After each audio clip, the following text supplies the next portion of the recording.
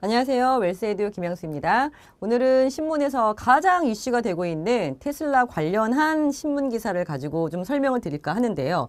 진짜 요즘에 신문에 막 뉴스에 테슬라 관련해서 주가 너무 폭락한다고 얘기들 많잖아요. 자, 근데 저는 일반 개별 기업이 아니라 테슬라 관련 ELS를 가지고 오늘 좀 설명을 해드리려고 해요. 아니면 테슬라면 테슬라지. 도대체 테슬라 ELS는 뭔데? 라는 얘기가 좀 있으실 것 같아서 제가 좀 설명을 드릴 텐데 지금 보시면 작년에 연 30% 수익률 낼 줄 알고 기대해서 들어갔는데 지금 원금이 날아가게 생겼다. 그래서 테슬라 반토막 ELS 6,700억이 물렸다. 이런 기사들이 나오는가 하면 테슬라 급락에 ELS도 대규모 녹인 구간에 진입했다. 이런 기사들이 나옵니다. 자, 그러면 도대체 이게 다 무슨 얘기냐라는 좀 의문이 있으실 것 같아서 제가 좀 설명을 드리자면 기본적으로 테슬라라는 종목 자체가 우리나라 서학개미들, 즉 이제 미국 주식 투자하시는 분들이 가장 선호하는 종목 1위 아니겠습니까? 근데 그런 만큼 ELS란 금융상품에서도요. 기초자산으로 테슬라를 굉장히 많이 선택을 했더라고요. 작년에 발행한 금액이 넘버 원입니다. 테슬라가. 자, 그래서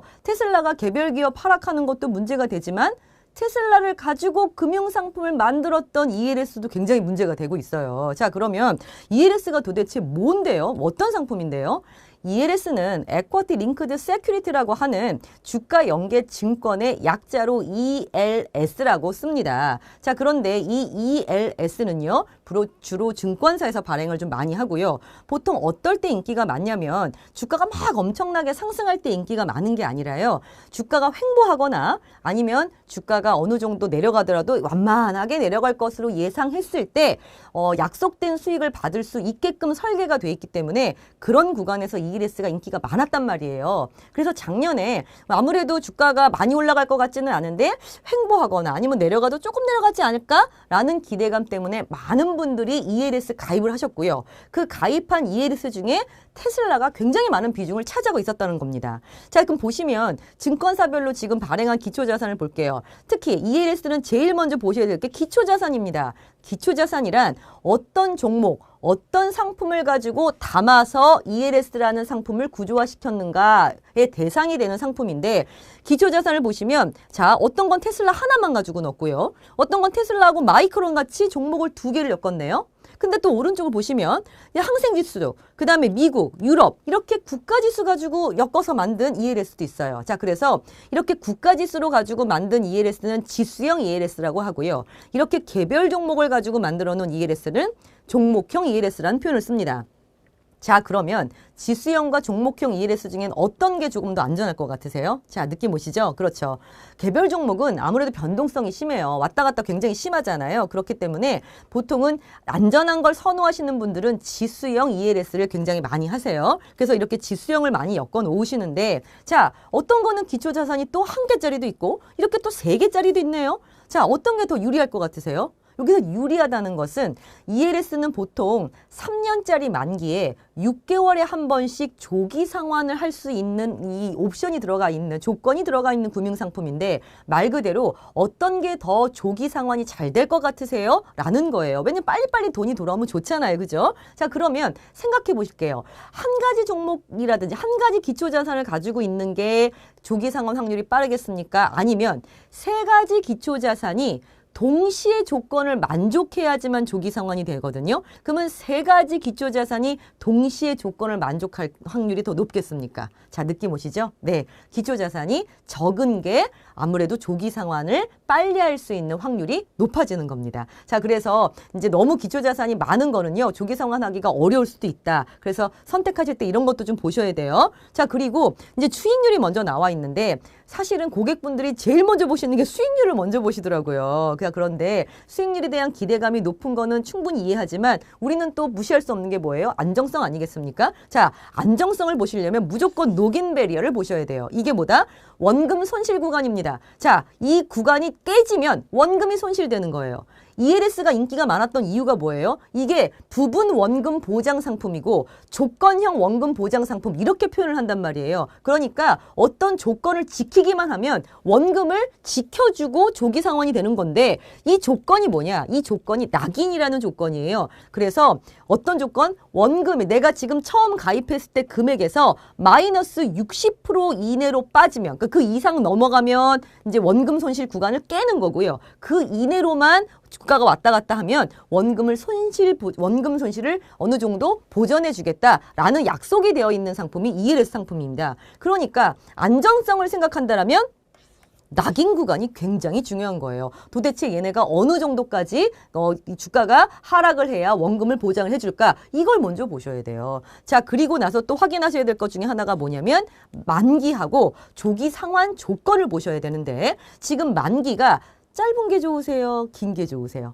사실 일반인들은 다들 짧은 게 좋다고 말씀을 하세요. 자, 그런데 사실 이것도 주가지수 연계증권이라고 했잖아요. 주가지수 같이 변동성이 심한 거는 바닥을 쳤다가 또 올라가는 시간까지 사실 시간이 걸릴 수 있기 때문에 너무 짧은 ELS보다는 이렇게 한번 비지 사이클이 돌고 올라갈 수 있게끔 시간을 확보해 놓은 게 오히려 더 유리할 수 있기 때문에 너무 짧은 것보다는 넉넉한 기간을 가지고 있는 게 더 나중에 조기 상환이라든지 아니면 원금을 지킬 수 있는 확률이 높을 수 있다는 점 좀 기억해 두시면 좋을 것 같습니다. 자, 그러면 2023년 1월에 처음 나온 ELS를 한번 보니까 이거 역시나 아니나 다를까 테슬라가 들어가 있습니다. 테슬라, 애플을 가지고 두 개 종목을 가진 ELS를 만들어서 지금 출시를 했고요. 이런 걸 이제 종목형 ELS라고 얘기를 하죠. 수익률이 어마어마합니다. 연 23.8%나 됩니다. 와, 굉장히 높습니다. 자, 그런데 이게 이제 조건을 보니까 아까 제가 그 다음에 두 번째 뭐 보라고 했어요? 네, 기초자산 봤으면 낙인 보라고 말씀드렸죠. 낙인이 딱 있죠. 40.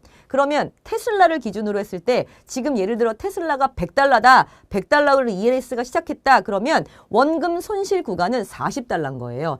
40달러 미만으로 깨지면 원금을 보장을 안 해주고요. 그 이내로 주가가 왔다 갔다 하면 원금을 보장을 해주고 이 조기 상환 조건을 달성하면 수익률을 주는 대가로 지금 이 만들어진 게 ELS입니다. 자, 그러면 여기 스텝다운이 이 조기 상환 조건인데요. 자, 이 조기 상환 조건이 80, 75, 65 이게 무슨 뜻이냐면 자 100불로 시작을 했어요. 그러면 6개월 지났을 때 테슬라 주가를 보는 거예요. 물론 테슬라와 애플 주가를 같이 보겠죠. 이거는 두 개니까. 근데 예를 들어 테슬라만 설명하면 100달러로 시작했는데 6개월 지났을 때 만약에 테슬라의 주가가 80불 이내로 지금 뭐 예를 들어 85불이나 뭐 90불 정도로 떨어져 있다. 그러니까 마이너스 10% 이내로 떨어져 있으면 조기 상환이 확정이 돼서 6개월 만에 연 23.8이니까 6개월이니까 반 하면 되겠죠. 자, 그래서 10몇 프로의 ELS 이자를 주고 조기 상환이 종료가 되는 상품으로 만들어진 겁니다. 느낌 오시죠? 자, 그래서 이것도 만기가 3년 만기에 6개월에 한 번씩 조기 상환을 보도록 되어 있습니다. 그래서 이런 것들이 2023년에 지금 또 테슬라와 관련해서 ELS가 많이 나오고 있길래 제가 이제 보는 방법을 좀 설명을 드렸는데 와, 심상치 않아요. 사실은 저도 정말 굉장히 놀랐어요.